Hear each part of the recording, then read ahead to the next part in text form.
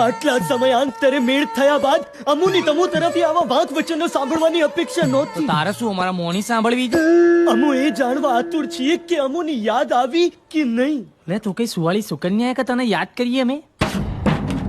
મિત્ર માટે તાલબદ્ધ થનગટ્ટા મારા હૃદયના ધબકારા તારા અશ્રુ વડે સાંભળ તો જણાશે કે અમુએ તમુને કેટલા યાદ કર્યા. વખતમાં તાર ખેંચવાનું ચાલુ કરશે.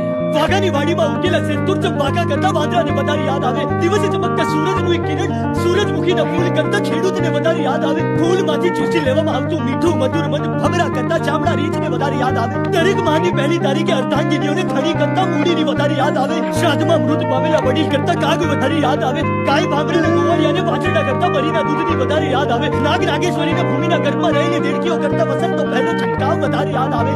પ્રેમમાં અભિભૂત થઈ ગયેલા પ્રેમી પંખીડાઓને મિલન કરતા વિરહની વધારે યાદ આવે. એ જ રીતે મારા વહાલા મિત્રો તમુએ અમુને તમુની સ્મૃતિમાં વાગોળેલા એનાથી અમુએ તમુને અમુની સ્મૃતિમાં વધારે વાગોળેલા. એ લખોટા આ ગુજરાતીમાં બોલ એટલે કંઈ ખબર પડે અહીંયા.